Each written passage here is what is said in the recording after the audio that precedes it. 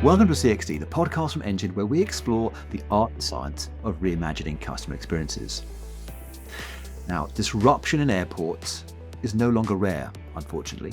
Now, whether it's a power outage, a snowstorm, or years of terminal renovation, the way airports respond is no longer just an operational issue. It's a defining part of the passenger experience. Now, in this episode, we explore what it means to design with disruption in mind, not just to restore systems, but to uphold dignity, clarity, and care when the system is under strain. We look at how some airports are building experience resilience into their operations, treating disruption not as an afterthought, but as a core design challenge. Now, because passengers will forgive delays, they won't actually forgive silence, will they? And trust isn't just built in lounges or retail zones, it's actually built in queues, in reroute, and the moments of uncertainty. My name is Oliver King, I'm a managing partner at Engine, and this is CXD.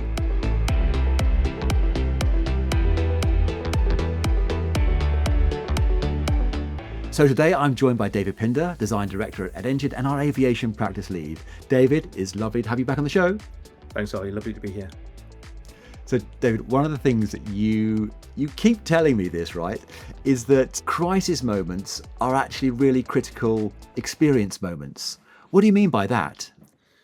What I mean there, Ollie, is often what we're doing is we're trying to design for flow. We're trying to design these positive experiences, but it's often when things go wrong that really begin to define what true the experience is like at a specific airport or with an airline as well. And it's in those moments that we really need to think about how do we respond and how do we handle those situations to turn a hard moment into a really positive experience.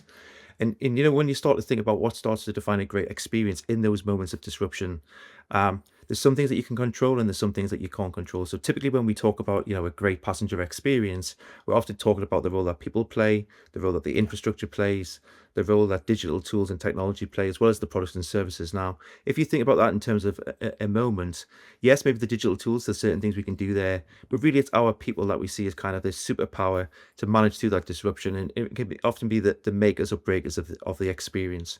When we talk about the people in that moment, what's that really about? So often what we see it's about being visibly present. Now, just being present, being seen, position yourself in a place where you can be seen. That's often enough of a signal to say, look, people are here, they're here to support, they're not hiding, and actually there's someone to reach out to there if I need to get that support. So often that provides that bit of reassurance that people, are really beginning to seek.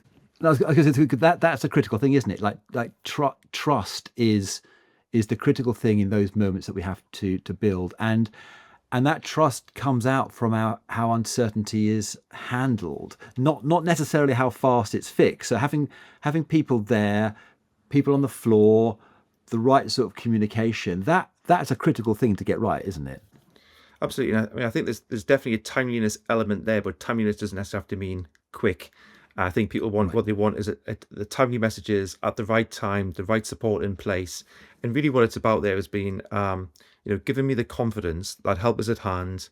I can proactively see that it's being managed, and that's enough to often give passengers that reassurance that it's being handled well, it's being handled professionally, and I'm not left with uncertainty. Because I think one of the big frustrations during any disruption is uncertainty and how long that's gonna last for, and that's often what causes the nervousness, the angst, the not knowing, which often then can, if that goes on over a period of time, can often lead to anger, lead to frustration, and then obviously that has a very negative perception of the airport or of the airline.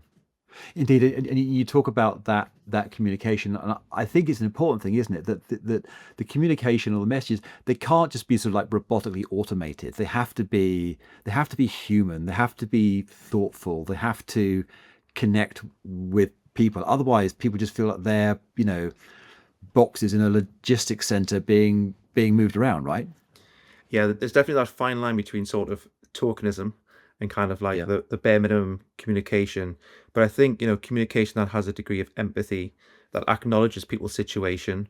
And I don't necessarily think this is about apologizing or over apologizing, but being very clear, being very transparent, managing people's expectations, and ultimately just kind of setting people up with a level of understanding around what's happening, but also what's likely to happen next can be, a real kind of maker of the experience in that moment. So how can staff better be equipped to show this care under pressure? I mean, a lot of that must be about training, but are there sort of specific things that operators can do to make sure that their teams are properly equipped and ready to deal with this? You know, absolutely. I think, without a doubt, training is key. And I think, having training at regular intervals, keeping people refreshed on how we handle those situations. But I think, there's a step before that. I think it's about designing the protocols in to these moments around how do we manage disruptions of varying degrees of severity as well. Training our staff and our team on those protocols, on those actions, and a protocol, also being experience led, Yeah. being accommodating of passengers' emotions, not just their functional needs, and then Yes. being able to then enact and put those into practice is definitely key. But one of the other things that we do see there is often in times of crisis, it's really important that we're equipping and enabling our frontline teams with the tools. Often that's a digital device, but also the information at the right moments that they're able to kind of keep passengers up to date, up to speed is key. And I think Yeah. sometimes Yeah. when that goes wrong, often sometimes passengers might have more information than some of the frontline team members, which then creates a greater degree of frustration when they are looking Yeah. to often to those teams to give them more information than maybe Yeah. what they already have. Yeah, I've often seen that when they're sort of cross-checking when there are queues building up, and you see kind of passengers turn to each other, and someone's googling something, and they're coming back and they're explaining what the reason for the delay is, and that certainly doesn't jive with what you're hearing from staff on the ground. But I guess another thing that is really important for people on the ground is actually empowering them, right? Allowing them to make those calls, not just follow particular scripts, again, to kind of be human in what they're doing, and spot who needs what, and how to deliver it, and be creative about how they solve those problems. Yeah, absolutely. And I think, we've always got to be mindful and respectful of the protocols. We definitely don't want to uh, jar against them or go against them. But there's certainly those protocols should have a degree of flexibility, enable some Yeah. empowerment, and ultimately to allow a little bit of common sense to come through, allow, the colleagues to apply their own expertise, their own knowledge, really Yeah. begin to own the moment that they're in, and think about how can they make a positive impact upon the passenger that they might be serving at that time. Yeah, no, of course. I remember, oh gosh, back in, I think it's 2018 now, and there were snowstorms at Heathrow. It's really weird. We work with loads of airports, don't we? And some of them have far more challenging weather conditions than we do in the UK. But back in 2018, we were hit with some particularly bad snowstorms and caused a lot of disruption at Heathrow. I know that they responded so quickly with that around how they deployed amenities, how they were updating, and what was really interesting, you could see the praise coming back to them through all the social media about how they were responding, and that really built a hard, definable moment that here and then they were building loyalty, delivering on trust for their passengers. It was incredible. Yeah, I think, in all walks of life, whether you're kind of in an airport, having an airport experience, it's often those moments that you reflect back upon is when you've hit a hard time and people have been there for you. And it's often that Yeah, sort of the care, the attention, sometimes going above and yeah. beyond. That's the stickiness, isn't it, that you remember from those moments, and often what you then go back on to recall. I know, absolutely. And so we talked about this idea of presence, and the importance of the operator through their people kind of showing up, being visible, communicating clearly when things go wrong. But that presence, doesn't it, it also needs to be paired with care. It's not just like it's an operating response. It has to also be emotional support, I guess, because for the passenger who's tired, who's stressed, or someone who's afraid of missing something important, a friendly face, a clear option can mean much more than an apology. And yet too often welfare can be treated as like a bolt-on, a few blankets here, some bottles of water, once the crisis is already taken hold. From your experience, what are we seeing out there that sort of characterizes really sort of human-centered welfare when disruption hits? I think it can go beyond kind of just disruption, actually. I look at when we're outside of disruption or in normal operations, let's say. I think it's about really understanding the different types of passengers that we have in an airport. Of course. Really beginning to recognize, their needs, both their functional needs as well as their emotional needs. So, as an example, not everybody is after speed. Some people are after comfort. Some people are actually wanting to have an experience, and other people are wanting to be much more conscious about some of the decisions that they make. Yeah. Now, Yeah. you bring that into into disruption. Often some of those needs might be amplified. Some of those needs might be able to change, but I think what it's about really is in that moment of serving a passenger, it's really about understanding who it is in front of you, listening carefully, really understanding what's of importance to that person in that moment, and then really beginning to start to use the knowledge that you've got, being able to call back upon some of the past experience that you may have, and then really begin to kind of understand and adapt and tailor the advice, the guidance and support that you can deliver in that moment to hopefully get the best outcome in terms of the experience for that passenger, both in terms of what you're doing for them, but also in terms of creating a good emotional outcome as well. Of course. Um, and the more that teams can explore and prepare for this, the better. I mean, it's not uncommon in airports to have very clearly defined preset kind of welfare protocols depending upon what the disruption is caused by, and that might be, depending on what the destinations are, the right languages are able to be spoken, the right kind of resource packs are there, and that really avoids them having to kind of scramble and try and patch things together when it all goes south. But when there's disruption, isn't there, that is sudden, and there's disruption that is planned. So things like, terminal upgrades, things like runway works, security reconfigurations, and these are all part of longer term growth, aren't they, within airports? But for passengers, that doesn't really make their experience any easier. The dust, the detours, maybe the noise, the pardon our appearance signs that are up there.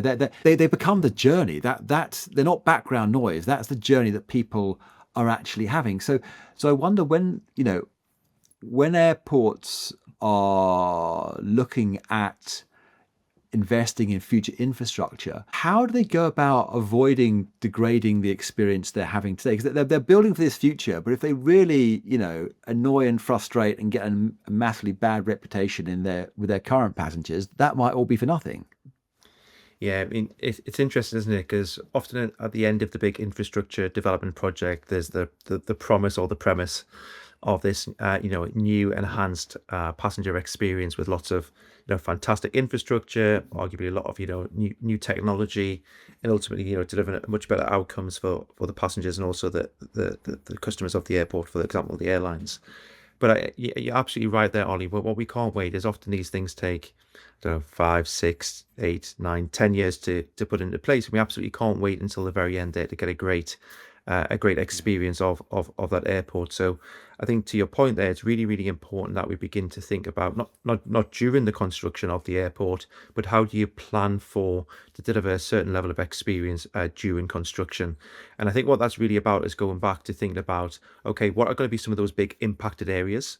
As a result of the areas that are going to be impacted, what does that then mean in terms of the passenger experience? So what are going to be some of the detours? What are going to be some of the workarounds? And how are some of those things going to evolve and change over time? But what we would often talk about is what are some of those CX interventions, so like the kit of parts that we could deploy in those moments to ensure that we certainly maintain a level of experience during that time. But what are the opportunities to maybe begin to maybe enhance the experience during construction as well? Where some of the opportunities where we might be able to do some To boost it. test Yeah. testing ideas, so almost use kind of construction as almost a lab environment to do a few things. But also there might be some things there where you kind of, the experience is going to drop. But what are some of the interventions you could in place there, which from a perception perspective of a passenger, it doesn't feel like it's dropped, So what are some of those overlays that you could put into place to mitigate their thoughts around the experience or change their perception of the experience? I mean, the classic one, we often talk about is, how do you manage a queue and how do you reset the clock within a queue? When we have, areas that are impacted and walks might be a little bit longer, how might you begin to use art along the way. How might you bring sound or performance into that experience? Those little things as you're walking through, the little reset moments that start to change your perception of the experience that you're having. I love that idea about using plan development as almost like a lab environment to test things out, because you do have the backdrop to do all of that, and you probably do have passengers' attention. That's a wonderful way of thinking about it. So that might be, as you say, new activations, new roles, new processes, and see how they work, and play around with them. Absolutely. And I think what we see there is, I think during construction we know the importance of digital tools, and actually that might become often sort of the business case or the value case to go and design and develop some of those things, start to put them into passengers' hands, start to stress test them, see what works, see what doesn't work. But Yeah, how do you start to use them to have more of a conversation with the passengers, keep them yeah. informed, keep them prepared, and almost help them start to guide them through some of that experience as well. I guess there's an important thing, isn't there, about making sure that you're communicating with passengers much earlier, so they are aware of what's going on at the airport. They can adjust their plans accordingly. So that kind of proactive communication, building that relationship, providing clarity, being very honest about what's going on, that things might take a little bit longer, or what have you. Yeah. It just all goes towards building that trust and that relationship. No, I think absolutely. I think to that point, Ollie, as long as we're open, as long as we're transparent, as long as we manage expectations, I think most people are accommodating of change. I think when people have things that are unexpected, that's where frustration comes in, especially when people are time sensitive. It often leads to those moments of anger and frustration. And I think, the earlier we prepare people, it acts as an enabler to a great experience as they go through the airport. But also, I think emotionally, they're much more receptive to then want to engage and enjoy the airport products and services and facilities that are available. Yeah, no, exactly. And this sounds like, I mean, thinking this all through, this is a classic kind of use case for customer experience teams at airports to work with various partners in the airports to co-design those detours, sequencing any process changes that might take place. I guess that thinking ahead, I mean, the best laid plans don't ever cover everything, do they? And some of the most stressful moments for passengers and for staff, right, come from events that no one saw coming. A system outage, a weather event, hey, a global pandemic. Like, who saw that coming? And that's where this sort of preparedness becomes not just a safety priority, but really like a design discipline. So I wonder how do you go about beginning to design and build for the unexpected? How can we go about doing that? Yeah, so I think when we think about designing for the unexpected, it feels quite daunting, doesn't it? Because what is the unexpected? And actually, can you quantify the unexpected?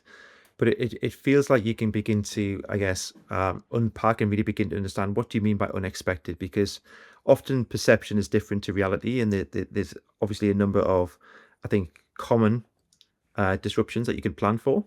And then there might be some things beyond there. But I think what it's about doing is designing almost like these flexible frameworks, but not just thinking about it from sort of an operational perspective, but also coming at it from that passenger experience perspective as well. And I think we often talk about the yin and yang. Is how do you start to kind of overlay the passenger experience into that, underpinned by the operation, so the experience and the ops planning are both talking to one another in that scenario, making sure that everyone's sort of aligned around those plans. And I think part of that is you can begin to run desktop simulations. So, Mm. going back to our days of talking about sort of prototyping the experience, doing live simulations of it, and actually beginning to sort of see, did that work? Did it not work? What might be some of the tweaks that we have to make there? And taking the lessons learned, because actually some of the best ideas that we've seen over the years of working together have often come out of those sessions where some of those invisible pieces that you don't quite think about actually start to surface up, and you go, oh, wasn't that obvious? Yes, let's include that. Let's take that away. Yeah. Let's add a little bit more here. And I think as a result of that, you get to a really strong place of being able to plan for the unexpected by putting those little challenges in there. No, absolutely. And that prototyping and that rehearsal. I mean, that as I understand it, for a lot of the flight crews, when they're in their simulators, what they're not sort of training for normal everyday flight. They're training when there are that issues arise, and they practice that. That degree of rehearsal really normalizes the abnormal and makes sure that everybody is ready. No one freezes. They get on with it. I guess it's ensuring that you're building in as much kind of flexibility into the response frameworks as you can, to make sure that you can accommodate these things. I think it's one of those ones, isn't it, where you're almost you're doing all the preparation, you're doing all the hard work, you're really Yeah. putting the effort in with the hope that you never have to do them. But the key thing there is that what you want to be is that say if a moment does arise, you want to be in a position there where it becomes like a default response to people to kind of just pick up. Everyone knows what's happening. Yeah. Everyone knows the moves that they have to play in order to respond to the situation and deliver a great passenger experience through the lens that we're talking about today. And I think, often that simulation and that testing in a traditional sense was often done in a classroom environment. It was through physical training, physical exploration of response. But obviously with the rise of technology, the role of VR plays inside of this. You're seeing a lot more kind of, virtual reality simulation and seeing how people respond, reaction times. And I think that's really, really interesting, isn't it? Because there's almost a degree of immediate response and feedback, the ability to play back situations as well is always interesting for people to be able to learn what they did really well, but also what are some of those opportunities to maybe do things differently going forward. Absolutely. And what technology enables you to do, particularly in that VR and the training that's associated with it, you can be really specific on the circumstances. And we spoke before about how you deal with different types of passenger. That can all be dialed into the VR simulation, so you can be looking at particular types of passengers with particular needs in particular circumstances, and you explore how their needs are met, and the challenges they face are resolved to the best of the airport's ability to do that. I think with the role of virtual reality, you can codify if this happens and you get this response, you could then go, okay, but then what happens if this happens, and if this happens, and if Yeah. this happens, and you sort of get those natural interactions based on the degrees of probability. If a passenger responds like this, now what you're going to do, how are you going to respond to that situation? So yeah, it becomes a really, really interesting tool. I guess one thing that's sort of come out through all of this conversation is about information, isn't it? Whether when the disruption is either planned, because you're building something, or you're caught on the hop, it's unplanned, unexpected, weather, whatever. There's one constant, isn't there, throughout all of this, and it's the need for information. It's like when the physical experience breaks down, it's like it's the digital experience that steps in and helps restore some sense of control.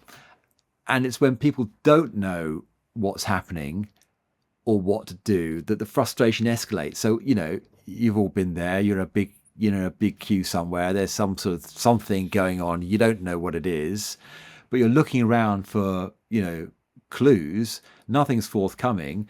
You begin to imagine the worst and get frustrated, and understandably get a bit aggy about the whole thing. So I wonder, what does great communication look like during disruption? Does it have particular characteristics? Yeah, I think for me, great communication during disruption is very much about the right information at the right time through the right channel. And dare say, I think it's also right volume of information. So, don't give me too much, but don't give me too little. Pitch it at the right amount. So, right information that I need to be able to understand what's happening, but also to make informed decisions off the back of it. And I think also when we talk about the information, often we receive the same information but through different channels. So sometimes it might be through a personal device. Sometimes it might be through some signage in the physical environment, but also it might be what people are telling us as well. So what other frontline team members are now. When that information is consistent, often it builds a great degree of confidence, and for me personally, it gives me a great deal of reassurance. Now, whilst I might not necessarily like what's being said, at least I can kind of accept it and have confidence within it. Now, on the flip side of that, if you start to get inconsistency across that messaging, so you're getting something on here, something slightly different in the environment, and staff members sort of a little bit off kilter again, often that creates a greater degree of sort of frustration. It starts to create anxiety, and then if that goes on for a prolonged period of time, often leads to a bit of anger in the experience as well. So you want that information to make people feel calm, put them at ease, and then ultimately kind of make them informed around what is then going to be happening. What's the impact?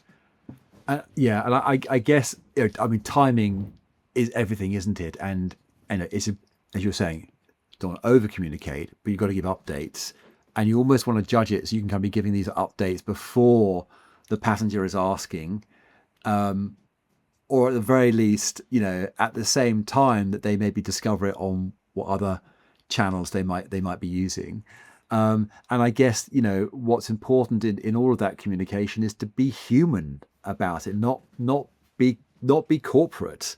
Like, express an apology when something happens. Don't just be all frosty about it.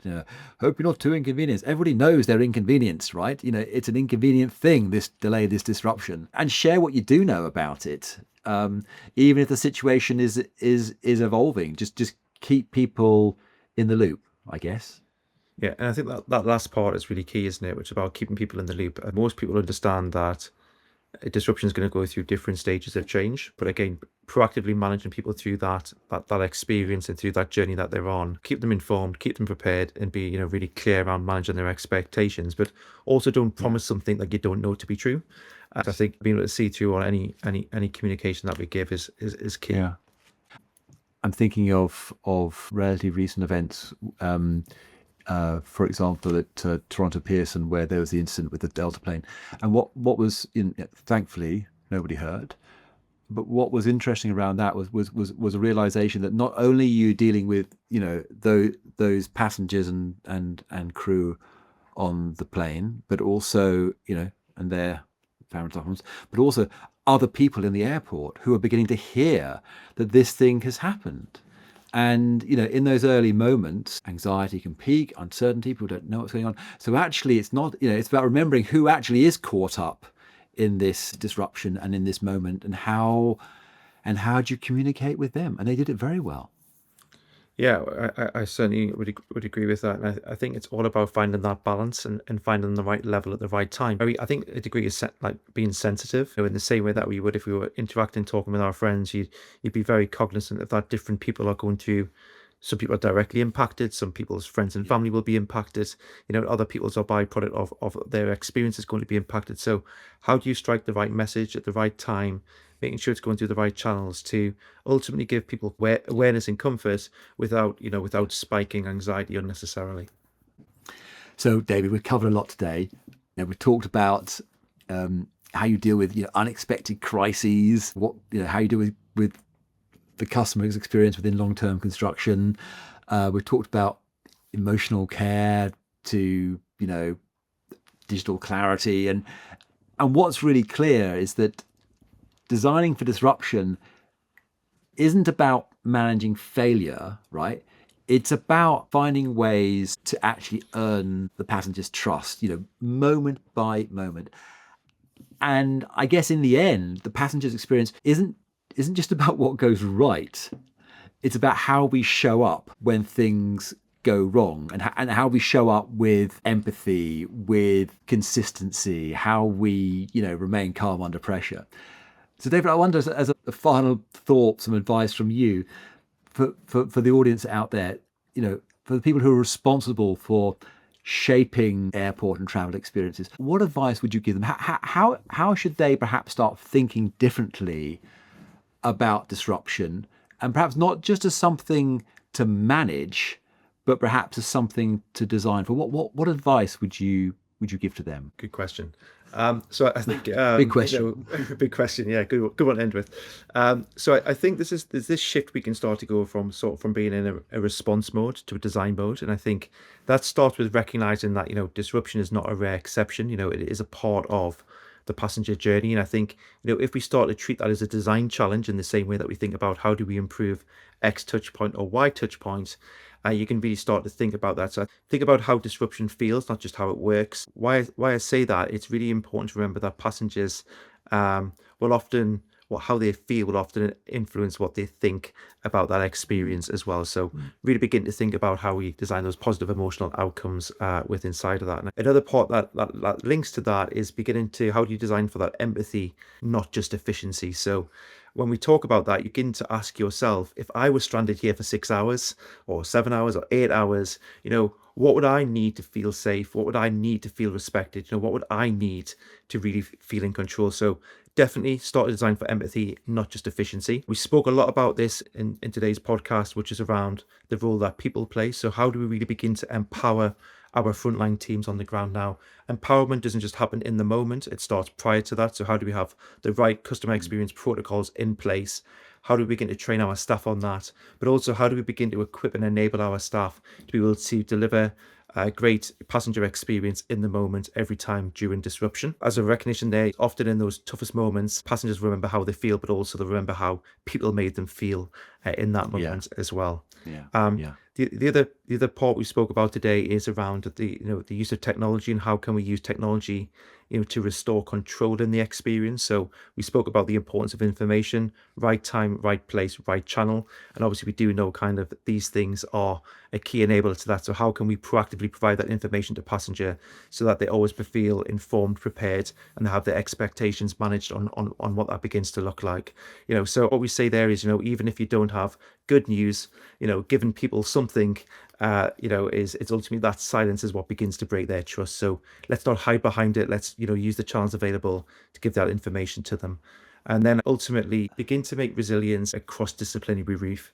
So it's not just about experience, it's not just about ops, digital, engineering, etc. How do you begin to plan these things together so you have a unified view of what do we do in different situations to really ensure that we run a resilient operation, but also that we deliver a great passenger experience whilst doing so?